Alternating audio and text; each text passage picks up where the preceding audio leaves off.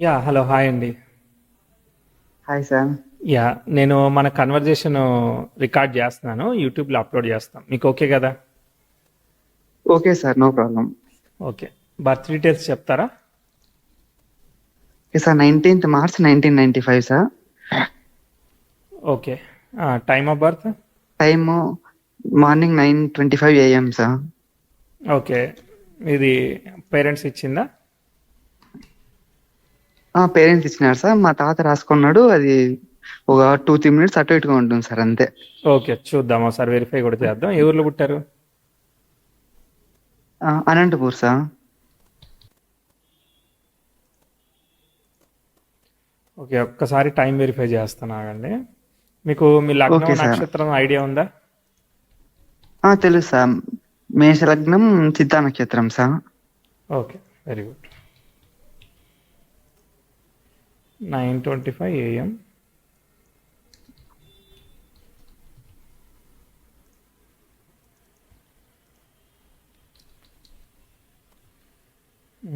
చరలగ్నానికి మనకి కుజ నక్షత్రం రావాలి. అట్లా వస్తుందా లేదనేది చూద్దాం.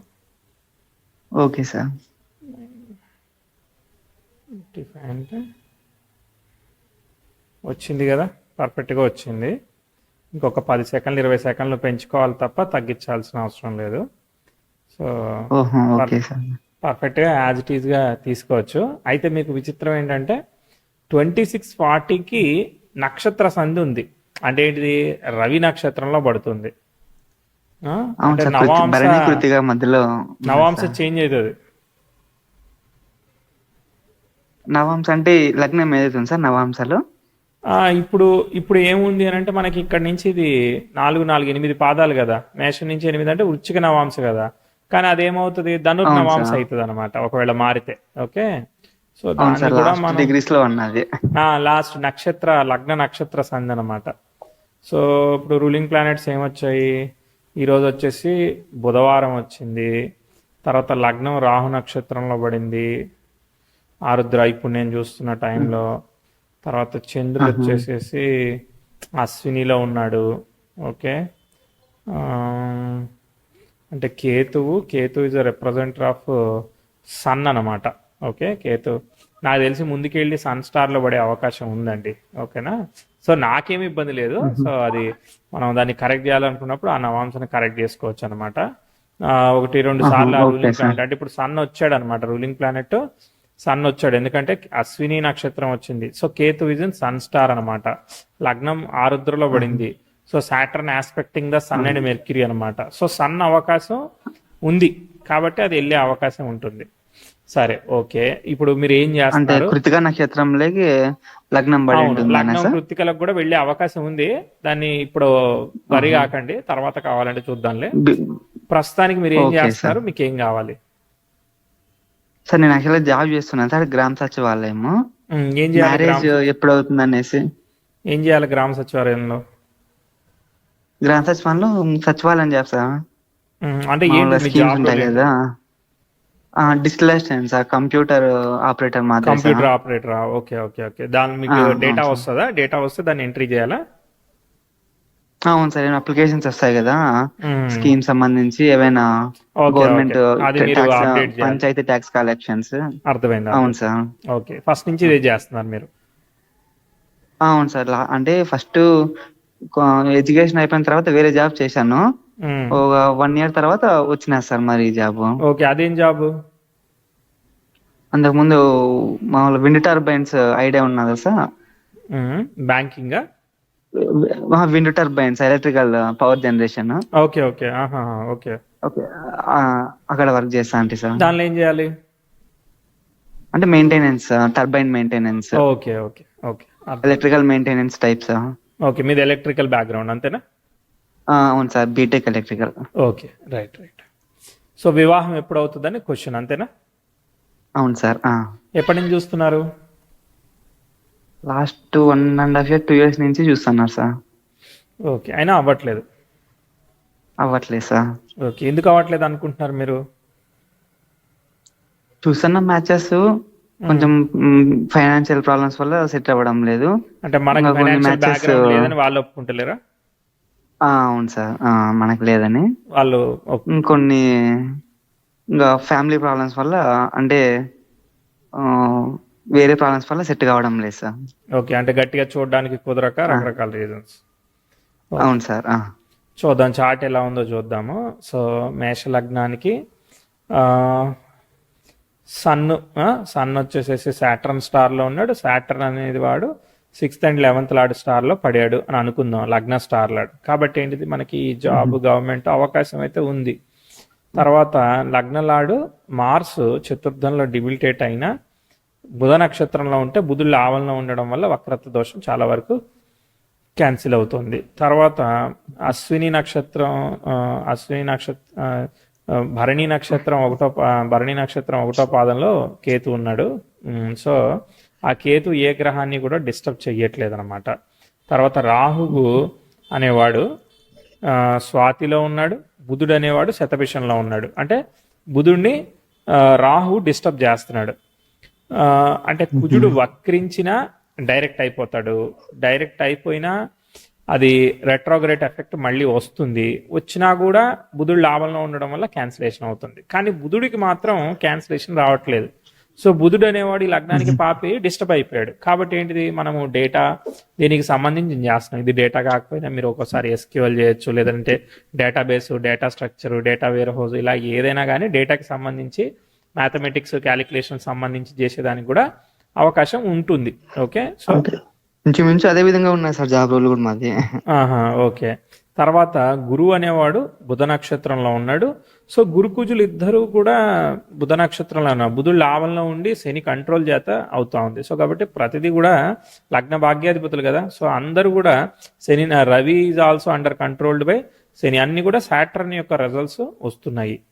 తర్వాత సప్తమాధిపతి శుక్రుడిని చూడండి. శుక్రుడు అనేవాడు కుజుడి యొక్క నక్షత్రంలో ఉన్నాడు. ఓకేనా. కుజుడు అనేవాడు చతుర్థంలో ఉన్నాడు. స్వయంగా వక్రించిన తర్వాత డైరెక్ట్ అయిపోతాడు. రాహుకేతులతో సంబంధం లేదు. కాబట్టి కుజుడికి ఏర్పడిన దోషం శుక్రుడికి ఏర్పడదు. కాబట్టి శుక్రుడు బాగానే ఉన్నాడు అనమాట. అర్థమైందా? శుక్రుడు దశమంలో బాగానే ఉన్నాడు. సో శుక్రుడికి దోషం ఏమీ లేదనమాట. సప్తమంలో ఉన్న రాహువు శుక్రుడిని ఇండికేట్ చేశాడు. ఈ శుక్రుడు అనేవాడు దశమంలో ఉండడం వల్ల రాహు కూడా 10th ఫలితాలు ఇస్తుంది. తర్వాత చంద్రుడు కుజ నక్షత్రంలో ఉన్నాడు. ఇద్దరు కూడా కుజ నక్షత్రంలో ఉండడం వల్ల డిబిలిటేట్ అయిన రిజల్ట్స్ ఓకే, కొంత ఇబ్బంది పెట్టి అయినా కూడా పాజిటివ్ రిజల్టే వస్తుంది. సో భయపడాల్సిన అవసరం లేదు. సప్తమంలో చంద్రరాహులు ఉన్న డిఫరెంట్ నక్షత్రాల్లో ఉన్నారు. సో దాంతో కూడా ఏమీ ఇష్యూ లేదు. మనకంతా ఏంటంటే మార్స్, అంటే ఈ మార్స్ జూపిటర్ అన్ని కూడా రెట్రో ఎఫెక్ట్స్ వచ్చినా కూడా మెర్క్యూరీ 11th లో ఉండడం వల్ల అవుతుంది. కాకపోతే ప్రతిదీ కూడా చాలా కష్టపెట్టి సఫర్ చేసి రిజల్ట్ ఇస్తా ఉంది. కనిపించింది కదా. అవును సార్. తర్వాత obstacle results for the progress of the family, father ఎక్స్పెక్టెడ్గా రిజల్ట్స్ రావడంలో కొంత ఇబ్బంది ఉండడం, ఇవన్నీ కూడా కనిపించాయి. కానీ ఏదో రకంగా మనల్ని వాళ్ళు సస్టైన్ చేయగలుగుతారు, ముందుకు తీసుకుపోగలుగుతారు అనమాట. ఎందుకంటే రవి పితృకారకుడు, దాని నక్షత్రాధిపతి బాగున్నాడు. గురువు స్టార్లాడు బుధుడై లాభంలో ఉన్నాడు. కానీ వ్యయాధిపతి షష్టాధిపతి నక్షత్రాన్ని ఆక్యుపై చేశాడు. షష్టాధిపతి బాధకుడితో కలిసి ఉన్నాడు. రెట్రోగ్రేట్ ఎఫెక్ట్ అయ్యాడు. ఇది కొంచెం ఇబ్బంది అనమాట. గురువు మీదకి ఎఫెక్ట్ పడతా ఉన్నాడు. సరే, గురువు మళ్ళీ వక్రించినా డైరెక్ట్ అయినా అదే బుధ నక్షత్రంలో ఉంటున్నాడు కాబట్టి ఓకే. తర్వాత 10th హౌస్ ఇక్కడ ఒకసారి నెగిటివ్గా ట్రావెల్ అయింది. ఆ ఇయర్ చెప్తా చూడండి. 2020, 2019, 2020, 2021 ఈ మధ్యలో ఫ్యామిలీ హెల్త్ ఎలా ఉంది, తర్వాత మీ వర్క్ ఎలా ఉంది, ఇవన్నీ కూడా కొంత డిసప్పాయింటింగ్గా నెగిటివ్ రిజల్ట్స్ ఇచ్చాయా? ఎలా ఉన్నాయా ఆ టైంలో? అవును సార్, కొంచెం ఫ్యామిలీ ప్రాబ్లమ్స్ వల్ల ఇండ్లు కూడా మేము చేంజ్ అవ్వాల్సి వచ్చింది సార్. ఆ ఇండ్లు ఇప్పుడు వచ్చిన ఇంట్లో కూడా కొద్దిగా సెట్ కాక కొద్దిగా ఇబ్బంది అయితే పడుతున్నాను సార్. అప్పుడు చేసిన మిస్టేక్ వల్ల ఇప్పుడు కూడా ఇబ్బంది పడుతున్నా సార్. 2019, 2021 మధ్యలో ఏమేం ప్రాబ్లమ్స్ అయ్యాయి? 2020 సార్. అంటే ఫ్యామిలీలో కొంచెం కాన్ఫ్లిక్ట్స్ రావడం వల్ల కొంచెం అర్థమయ్యేలా చెప్తే నేను నేర్చుకుంటా. మీరు అర్థమయ్యేలా చెప్తే నేను నేర్చుకుంటా. ఏం కాన్ఫ్లిక్ట్స్ అవి? అంటే ఫ్యామిలీ ప్రాబ్లమ్స్ అన్ని చెప్పలేము. ఓకే ఓకే, అంటే ఫ్యామిలీ ప్రాబ్లమ్స్ అంటే మీకు వేరే వాళ్ళతో వచ్చిన ఫ్యామిలీ ప్రాబ్లమ్స్, అన్నదం మా నాన్న వాళ్ళ అన్నదం. Okay okay okay, joint family issues అంతే కదా. Joint family issues. అవును okay. Sir. Right. No problem. అంత డీటెయిల్డ్‌గా అవసరం లేదులే. రైట్. ఓకే. సో, అక్కడ ఇష్యూస్ వచ్చాయి. అర్థమైందా? షష్టాధిపతి ఏం చెప్తాడు? మంది మార్బలం గురించి చెప్తాడు, లేదంటే హెల్త్ గురించి చెప్తాడు. సో, దాంతో ఆస్పెక్ట్ ఫామ్ అయ్యే వరకు మనకి రావాల్సిన అసెట్స్ గాని ఇవన్నీ కూడా మనకి మైనస్ రిజల్ట్స్ వస్తాయి అనమాట. అంటే అనుకూలంగా రావు, మనకి ప్రతికూలంగా వస్తాయి. అది ప్రాబ్లం. అక్కడ కొంత దెబ్బతింది, కనిపించింది కదా. అవును సార్. ఓకే. దాని తర్వాత అక్కడ వర్క్ అదంతా కూడా ఏమీ ప్రోగ్రెస్ లేకుండా ఉంది. చాలా కష్టపడాల్సి వచ్చింది అనమాట ఆ టైంలో కూడా. ఓకే, మనం వర్క్ కూడా ప్రోగ్రెస్ ఏమీ చెప్పలేము. తర్వాత బుధుడు వచ్చాడు 21, 22లో రెట్రోగ్రేట్ ఎఫెక్ట్ ఉంది కదా. సో కాబట్టి కొంత ఫేవరబుల్ రిజల్ట్స్ ఇస్తాడనమాట. వర్క్ ఉంటుంది. తర్వాత మనకి ఆస్పెక్ట్ ఏం ఫామ్ అయింది? ఏమి ఫామ్ అవ్వలేదు. ప్రోగ్రెసివ్ మార్స్ ఏం ఫామ్ అవ్వలేదు కాబట్టి అంటే మీరు కష్టపడుతున్నట్టు, అంటే బ్రేక్ ఈవెన్ అవ్వలేదు, అంటే అనుకున్నంత ఆదాయం కానీ సాటిస్ఫాక్షన్ కానీ పూర్తి స్థాయిలో మీ జాబ్ కానీ మీకు సాటిస్ఫాక్టరీగా వెళ్ళట్లేదని చెప్తాను నేను అనమాట. ఏదో చేస్తున్నాం తప్ప. అవును సార్. అంటే ఇది అంతే కరెక్టే సార్. ఇప్పుడు 2019లోనా మీకు వచ్చింది? అవును సార్, 2019. అదే గవర్నమెంట్ చేంజ్ అయినప్పుడు అది మీకు వచ్చింది అది. ఓకే. అవును సార్. కానీ కరెక్ట్ గానే అక్కడ ఆస్పెక్ట్ ఏముంది? ఏమీ లేదు. Progressive mercury natal Venus sextile ఇచ్చాడు. శని భుక్తి జరుగుతుంది. శని స్టార్ని ఆక్యుపై చేసిన రవి ఉన్నాడు. ఆ రవి వ్యయంలో ఉన్నాడు, లాభభావంలో ఉన్నాడు, ఇచ్చాడు. దాని తర్వాత ఏమి కూడా అనుకున్నంత ఆస్పెక్ట్స్ ఏం ఫామ్ అవ్వట్లేదు కాబట్టి గొప్పగా వెళ్ళట్లేదు. అంటే ఈ జాబ్ అసలు చెయ్యాలని లేనట్టు ఉన్నది కదా మీ మనసు అయితే. అవును సార్, నేను జస్ట్ ఏదో ఫ్యామిలీ కోసం లేకపోతే ఏదో జాబ్ చేయాలంటే చేయాలనేసి అంతే. మరి ఏం నేర్చుకుంటున్నారు మీరు? అడిషనల్ గా ఏమైనా నేర్చుకుంటున్నారా మరి? సాఫ్ట్వేర్ కోర్సెస్ చూస్తున్నాను సార్, రీసెంట్ గా స్టార్ట్ చేసినాను. చెయ్యండి. పైథాన్ ఇట్లాంటివి ఉంటాయి కదా, డేటా మీద సంబంధించి పైథాన్ ఒకటి నడుస్తా ఉన్నది. ఇంకా డేటా అనలిటిక్స్ ఉంటాయి, రకరకాలవి ఉంటాయి. బిజినెస్ అనలిటిక్స్ ఉంటాయి. ఎందుకంటే సప్తమాధిపతి దశమంలో శుక్రుడు కుజ నక్షత్రంలో ఉన్నాడు కాబట్టి బ్యాంకింగ్, ఫినాన్స్ సంబంధించింది ఇస్తుంది ఒక్కోసారి. తర్వాత ఎలక్ట్రిక్ అండ్ ఎలక్ట్రానిక్ సంబంధించిన దాని మీద కూడా ఏదైనా ఉండే అవకాశం ఉంటుందేమో, నాకు తెలియదు. ఆపర్చునిటీస్ ఎలా ఉంటాయి అనేది అది మీకే తెలియాలి, ఎక్కువగా మీరే చెప్పాలి. అండ్ తర్వాత ఆస్పెక్ట్ ఎప్పుడు ఫామ్ అవుతుంది, మరి మళ్ళీ అవకాశం ఎప్పుడు వచ్చేంత వరకు రెడీగా ఉండాలి. అది వస్తుందంటే మనం స్కిల్ సెట్ సిద్ధం చేసుకుని ఉండాలి. ప్రస్తుతానికి ఇది సర్వైవల్ కి సరిపోద్ది కాబట్టి చూద్దాం. వివాహం గురించి అడిగితే ఇవన్నీ ఏం చెప్తున్నాడు బాబు అనుకోకండి, చూద్దాం. ఆగండి. నో ప్రాబ్లం సార్, అది నా మంచి కోసమే కదా. అదే మనకి అండర్స్టాండింగ్ అర్థమైందని అంటే కాన్ఫిడెంట్గా వెళ్ళొచ్చు. ఎస్, ఆ వక్రించిన జూపిటర్ కి 10th హౌస్ స్క్వేర్ జరగాలి. అప్లిఫ్ట్ అవుతుంది అనమాట చార్ట్. సో అది వక్రించిన గురువుకి 2028లో 28-29 మధ్యలో స్క్వేర్ జరుగుతుంది అనమాట. ఓకేనా, అక్కడ కొంచెం బాగుంది. ప్రోగ్రెసివ్ మెర్క్యూరీ మాత్రం అదే టైంకి 10th హౌస్కి స్క్వేర్ ఇస్తున్నాడు. అంటే ఒక మంచి ఒక చెడు ఆస్పెక్ట్స్ బుర్రపాటు చేస్తున్నాయి. సో కాబట్టి కొంత ఛాలెంజింగ్గా ఉంది అక్కడ. సరే, ఇంకో అవకాశం కోసం ఎదురు చూద్దాం, వెయిట్ చేద్దాం. అంటే టైం ఉట్టిగానే వెళ్ళిపోతూ ఉంటుంది, ఎందుకంటే ఇది ఇయర్లీ ప్రోగ్రెషన్ చూస్తాం కాబట్టి అట్లా సమస్య. Okay, progressive Venus. సరే, మనకు ఒక ఐడియా ఉన్నది కానీ మన ఐడియా తగ్గట్టుగా అక్కడ ఏమి వెళ్ళట్లేదు, అది అర్థమైందా? సో ఆ 10th హౌస్ కంజంక్షన్ సాటర్న్ అదంతా దాటాలి. అది దాటిన తర్వాత చార్ట్ ముందుకు మూవ్ అవుతుంది. మూవ్ అయినాక ఓకే, సరే అండి. ఇది ఏమైతా ఉంది అంటే దాదాపు 2037 వరకు లాక్కుంటా పోయిందనమాట చార్టు. తర్వాత 38, 39 కూడా ప్రోగ్రెసివ్ సన్ కూడా 10th హౌస్కి స్క్వేర్ ఇచ్చాడు. ఇవన్నీ దాటాలన్నమాట. ఇవన్నీ దాటిన తర్వాత రిజల్ట్ ఇస్తుంది. ఎందుకంటే progressive 10th house, progressive Venus 10th house exalt ఇచ్చి ప్రోగ్రెసివ్ 10th హౌస్ యురేనస్. అంటే మనకేంటంటే 5-10 ఏళ్ళు సాఫీగా బ్రేకులు లేకుండా వెళ్ళిన టైంని మనము ఒక సిగ్నిఫికెంట్ చేంజర్ టైంగా తీసుకుంటాం. అర్థమైందా? మీకు శని దశ రేపు పొద్దున జరగబోతుంది. శనిలో శుక్రుడు వస్తాడు అనమాట. ఓకేనా, అది మీకు లైఫ్ చేంజర్ అని చెప్పొచ్చు. అక్కడి నుంచి లిఫ్ట్ చేస్తుంది. కానీ అప్పటిదాకా మనం చెయ్యాలి కాబట్టి చెయ్యాలి, అంతే. అర్థమైందా? అప్పుడు మీకు ఎట్లాంటి ఆస్పెక్ట్ ఫామ్ అవుతుందనంటే అసలు మీరు ఈ జాబ్ ఏమి కాకుండా వేరే బిజినెస్ కూడా చేద్దాం అనుకోవచ్చు, రకరకాల మీ ఓన్దే చేద్దాం అనుకోవచ్చు, ఇలాంటివన్నీ చేయొచ్చు. అప్పుడు పరిస్థితులను బట్టి ఒక పాయింట్ ఏం చెప్తానంటే, మీరు ఫైనాన్షియల్గా వేరే వాళ్ళకి అప్పులు ఇవ్వడం కానీ, గ్రీడీకి వెళ్ళి డబ్బులు ఇచ్చేయడం కానీ, స్టాక్స్ కానీ ఇలాంటి వాటన్నిటితోనూ మీరు జాగ్రత్తగా ఉండాలి. ఎందుకంటే సప్తమంలో ఉన్న రాహుని కుజుడు ఆస్పెక్ట్ చేస్తున్నాడు, అది దోషం అనమాట.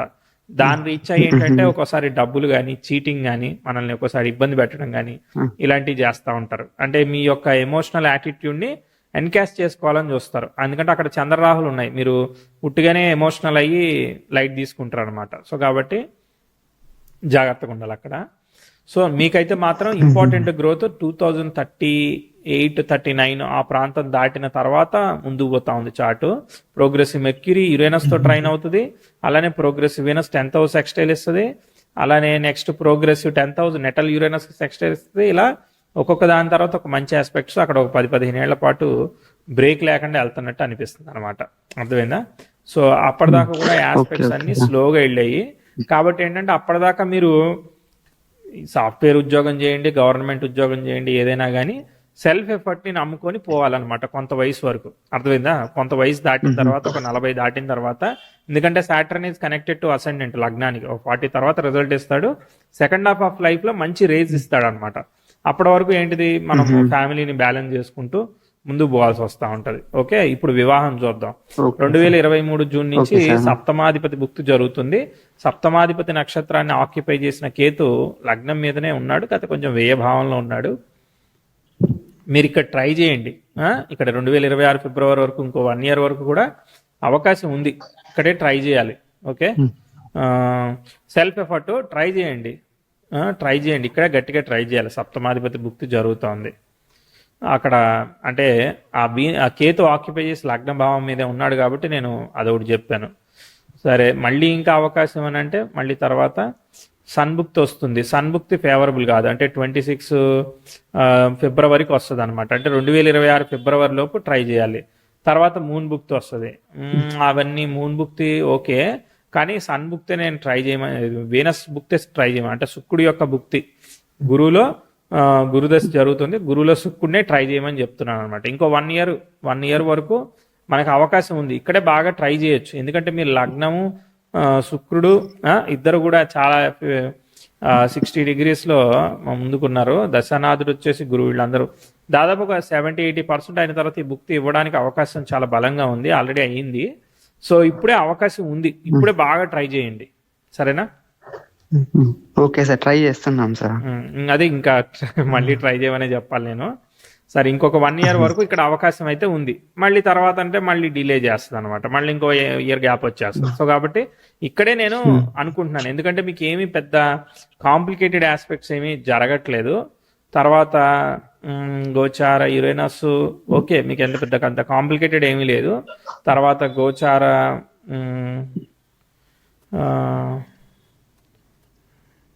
ఓకే, గోచార గురువు కూడా వృషభంలో ఉన్నాడు, శుక్రుడిని ఆస్పెక్ట్ చేస్తున్నాడు. తర్వాత గోచార శని పంచమాధిపతి మీదకి వెళ్తాడు, తర్వాత గురువు చేత చూడబడతా ఉంటాడు, లగ్నాధిపతి కోణ. సరే, ఇప్పుడే ట్రై చేయండి, అర్థమైందా? ఇప్పుడే ట్రై చేయమని చెప్తాను నేను. Okay sir. ఇంకా ఇంకేమన్నా క్వశ్చన్స్ ఉన్నాయా? యాక్చువల్గా నాకు స్పిరిచువాలిటీ కూడా కొంచెం ఇంట్రెస్ట్ ఉన్నా సార్. అంటే కొంచెం కుండలిని అవేకనింగ్ ఇట్లా వీడియోస్ ఎక్కువ చూస్తూ ఉంటాను. స్పిరిచువాలిటీ గురించి ఎలా ఉందో ఏమైనా చెప్పగలరా సార్, పాసిబిలిటీ ఉంటే?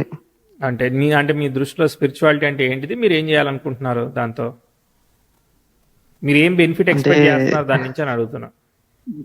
బెనిఫిట్ ఏం ఎక్స్పెక్ట్ చేయడం లేదు, అంటే జస్ట్ ఒక అంటే సమాధి స్టేట్ అంటాను లేదా సార్, అంటే పీస్ఫుల్ గా ఒక యోగి మాదిరి లైఫ్ లీడ్ చేయాలనేసి. అంటే ఇప్పుడు వివాహం ఏం వద్దు అనుకుంటున్నారు అంతేనా?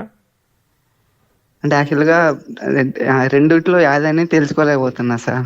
అవునా? ఒకసారి అనిపిస్తుంది ఏం వద్దు వదిలిపెట్టేసి వెళ్ళిపోదామని. ఎందుకు వాళ్ళు మన దగ్గర డబ్బులు లేవని పెళ్లి చేసుకోవట్లేదని అట్లా అనిపిస్తుందా? అట్లా అంటే అదేం రీజన్ నాకే అనిపిస్తుంది సార్, అట్లా అంతే. అది ఎందుకు రీజన్ అనేది ఉందా? అంటే అంటే అంటే జాబ్ పరంగా చూస్తుంటాను, మెటీరియల్ చూస్తుంటా కదా, అంటే వీటన్నిటికంటే నేను జస్ట్ ఎస్కేప్ అయిపోయి మనల్ని సెల్ఫ్ రియలైజేషన్ చేసుకుంటే మేలు కదా అనేసి అట్లా కూడా అనుకుంటా ఉంటా సార్. ఎస్కేప్ ఎందుకు అయిపోవాలి మరి? అంటే అనిపిస్తుంది సార్, అంటే ఒకసారి అది ఇది అనేసి అదని తెలుసుకోలేను, ప్రాబ్లమ్స్ అన్ని తట్టుకోలేక, అంతేనా? అవునవును సార్. మనం ఆ ప్రాబ్లమ్స్ కోసమే పుట్టాం కదా, మరి వాటిని సాల్వ్ చేయాలి కదా, మనం మన కోసమే వచ్చినాయి కదా అవన్నీ. ప్రాబ్లమ్స్ కోసమే పుడతారు కదా మనుషులు. ప్రాబ్లమ్స్ని సాల్వ్ చేయడానికి మనమే కదా ఉంది. చెట్లు ఇంకేవి సాల్వ్ చేయలేవు కదా. సో మనం ఒక అవునవును ఫేట్తో సార్. ఒక కార్మిక్ డీడ్తోనో పుడతాము. సో వాటిని ఏమి తప్పించుకొని పారిపోవాలనుకోకూడదు. వాటిని ఫినిష్ చేస్తేనే మనకు ఆ ప్రోగ్రెస్ దొరుకుతుంది. అంతేగాని ఈ వీడియోస్, కుండల్ని అవేకనింగ్ వీడియోస్ ఇవన్నీ చూస్తే కాదు. అది అర్థమైందా? ఫస్ట్ కర్మని డైరెక్ట్గా ఎదుర్కోవాలి, ఫేస్ టు ఫేస్ ఎదుర్కోవాలి. అది ఓవర్కమ్ చేసిన తర్వాత ఆటోమేటిక్గా నీకు అది జరుగుతూ ఉంటుంది ప్రాసెస్లో. సో ఎస్కేప్ ఏమీ అవ్వద్దు. సాటర్న్ అనేవాడు కొట్టే నేర్పిస్తాడు. సో మనం అలా ఎస్కేప్ అవ్వాలనుకుంటున్నాం కాబట్టే మనకి టైం గ్యాప్ కూడా ఇచ్చాడు. చూసారా, ఇంకో 15 ఏళ్ల వరకు బాబు నువ్వు ఇంకా క్లారిటీ తెచ్చుకో, నీకు ఇంకా క్లారిటీ లేదు బాబు అని చెప్పి కొట్టడానికి రెడీగా కూర్చున్నాడు. కాబట్టి ఇంకొక ఆ టైం వరకు మనం ఆ టైం వచ్చే వరకు హార్డ్ వర్క్ చేయాలి. సో అప్పుడు మనకి రియలైజేషన్ వస్తుంది.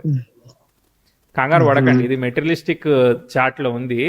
సో అది ఉంటుంది కానీ but you have to do many things అనమాట. మనం వేరే వాళ్ళకి ఉపయోగపడే విధంగా చేయాల్సినవి చాలా ఉంటాయి కదా. అవునవును సార్. సో ఇప్పుడు మీ జాబ్ నుంచి, ఇప్పుడు సచివాలయం నుంచి మీరు మానేశారనుకో, మీ పని ఎవరు చేయాలి? ఇంకొన్ని ఎతకాలి కదా. అవునవును సార్. వేరే వాళ్ళకంటే మన ఎవరు పని రెడీ ఏ ఉంటారు పనైనా సార్. ఏ పనైనా మనం ఏదో ఒకటి చేయడానికి ఉన్నాం, ఖచ్చితంగా ఉన్నామంటే ఏదో ఒకటి చేయడానికి ఉన్నాం. అది అర్థం చేసుకుని దాన్ని ఫినిష్ చేస్తూ ఉండాలి. అట్లనే ఇప్పుడు సైడ్ ఫ్యామిలీ ప్రాబ్లమ్స్ కానీ ఇవన్నీ క్లియర్ చేస్తూ ఉండాలి కదా. చాలా ఉంటాయి కదా, అవునవును సార్. వస్తూనే ఉంటాయి. అవన్నీ మనం క్రాస్ చేసి వెళ్ళాలి అంతే. ఎక్కడ మనకి గట్టిగా ఉందో చూసి అప్పటి కోసం సిద్ధం అవ్వాలి, అన్ని యుద్ధం కోసం. అర్థమైందా? అంటే సాటర్న్ వీనస్ టైం నుంచి బాగుందండి సార్ సాటర్న్ లో start? వీనస్, శని శుక్ర. సో శనిలో శుక్రుడు వచ్చినప్పుడు లిఫ్ట్ చేస్తాడు. అప్పటిదాకా చేస్తా వెళ్ళాలి. శని ఈజ్ ఆస్పెక్టింగ్ కేతు కదా, శని ఈజ్ ఆస్పెక్టింగ్ గురు కదా, అది స్పిరిచువల్ కాంబినేషన్. అవును sir. Kuja is aspecting Shukra, Shukra in the నక్షత్ర ఆఫ్ కుజ అనమాట. కాబట్టి మెటీరియలిస్టిక్ ప్రోగ్రెస్ ఇస్తాడు. అర్థమైందా? సో ఇది అయ్యాకే స్పిరిచువల్ ప్రోగ్రెస్ ఇస్తాడు. సరేనా? Okay okay sir. సో ఏం కంగారు పడకండి. దానికి మీరు మెడిటేషన్ ప్రాక్టీస్ అనేది ఒక గురువు ద్వారా చేయండి. కానీ ఈ ఆన్లైన్ ప్రోగ్రామ్స్ వచ్చే వారం మిగిలింది చెప్తాను అన్నాడు అనుకో, మనకి చాలా గోల్ అయిపోద్ది. ఓకేనా? అవునవును సార్. Take care. బాయ్ అండి. Okay sir. Thank you sir. Thank you.